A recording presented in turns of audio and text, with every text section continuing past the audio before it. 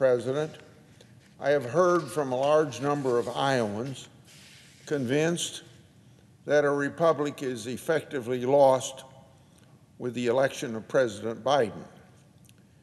This seems to be like Flight 93 election theory in the 2016 election, where some conservatives felt that if Clinton won, the country would be lost for good.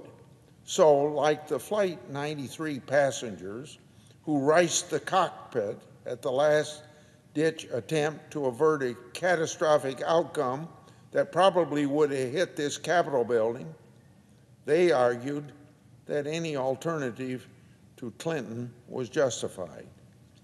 The left then felt the same way after Trump won. When President Trump was elected, I received an outpouring of messages expressing a truly startling degree of fear and anguish. It's as if we had just elected an evil king or dictator.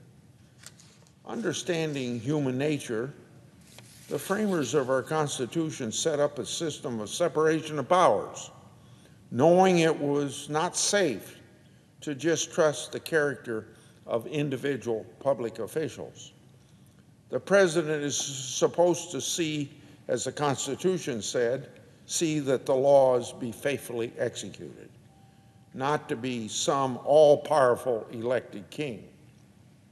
The American presidency shouldn't be, and was never supposed to be, so important or so powerful that Americans ought to feel that their entire future is at stake every 4 years. Yet, many Americans do feel that way. And it isn't all just a misunderstanding. Presidential power has gone beyond its proper bounds as intended by the Constitution. And why is that? That why is it lies right here with the Congress of the United States. Because over time, Congress has delegated too much authority, piece by piece, in countless bills, and failed to this very day to do much to take back that authority. During the Trump administration, I worked to reclaim some delegated powers over tariffs, emergency declarations, and regulation, but lacked sufficient bipartisan support to get the job done. I have no illusions that a Democrat Congress will limit President Biden's powers, but perhaps we could agree to reclaim powers for Congress with some future effective date. So much focus on one person, whether it's Republican or Democrat, and one election every 4 years, like we worried about 2016, or people are still worrying about 2020. That's not a healthy environment for a democracy.